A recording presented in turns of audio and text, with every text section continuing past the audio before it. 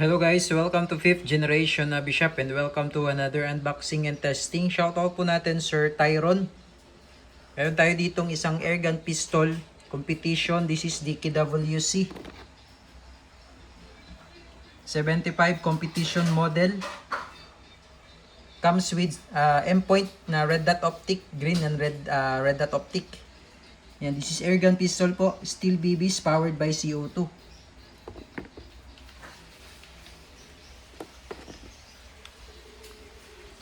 All metal, made in Taiwan.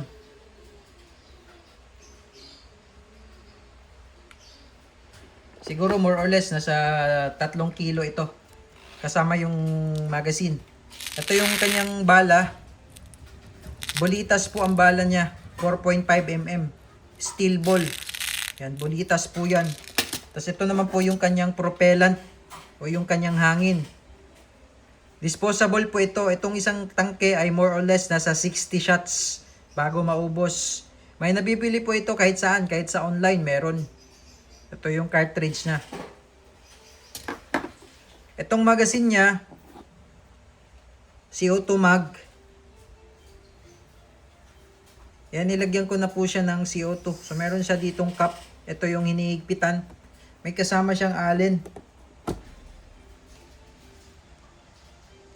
Nakakabit na rin po yung red dot. Ayan, nakakabit na. So po, ano siya, 4 yung reticle niya. Ayan, may iba-iba yung sura yan. Mamaya papakita ko sa inyo. Ito yung charging handle. Ito yung safety, manual safety, ambidextrous po yan. So ang unit po ay full metal. Metal po yan lahat. Kaya mabigat. Ayan. So ulitin ko, ito po ang KWC 75 competition model na may kasama na siyang reticle na red dot tsaka green dot yan. Red tsaka green yan.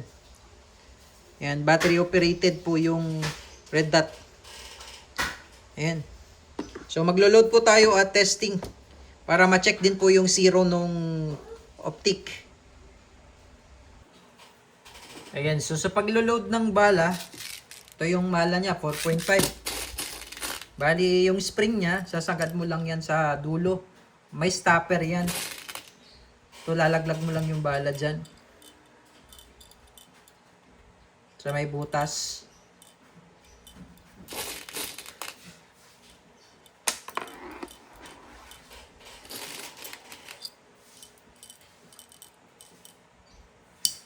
Yan. Sa paglalagay naman ng CO2, ito nalagyan ko na kasi. Bali, aalisin mo lang to, yung cap. Tapos, align mo lang yung CO2. Tapos, hihigpitan mo clockwise. Ngayon, may kasama naman siyang Allen tool. So, ito yung mga kasama po niyan sa package. Tapos, meron din siyang extra na cap. So, pinakita ko po sa inyo. Meron siyang extra. Pakiingatan lang kasi aluminum lang yung cap niya. Kaya baka pag sobrang higpit ng pihit, baka mabasag naman.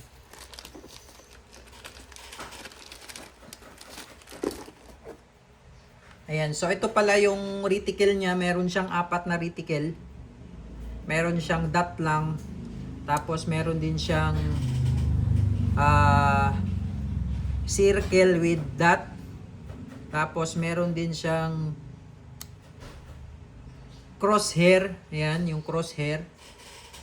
Ayan o. Tapos meron din siyang crosshair with circle. Ayan. So, bali ano yan eh. Hanggang level 5 yung kanyang level ng light, no? Tapos pwede mo siyang i-off. Itapat mo lang siya sa R or di kaya sa G. Ayan. Kung itatapat mo siya sa level 5, mas malakas yung ilaw. Ayan. Mas malakas yung ilaw. Ayan. Ayan.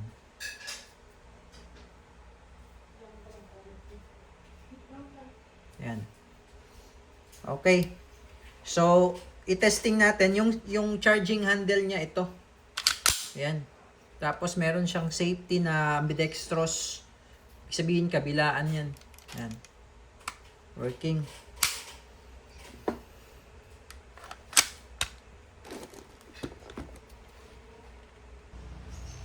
Ayan, so makikita nyo po yung red dot niya. Lagay lang natin sa ano.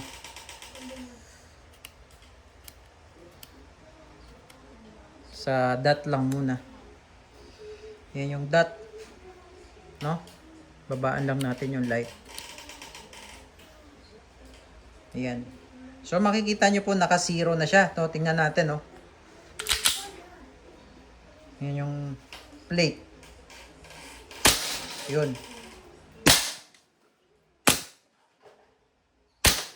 Yan.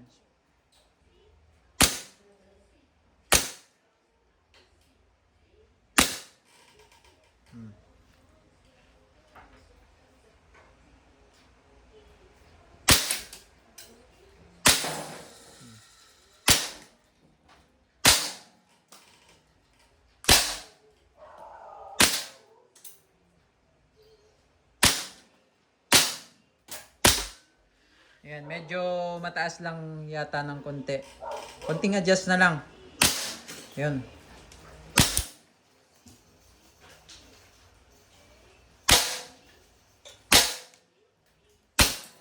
Ayan. Mababa pala, mababa ng konti.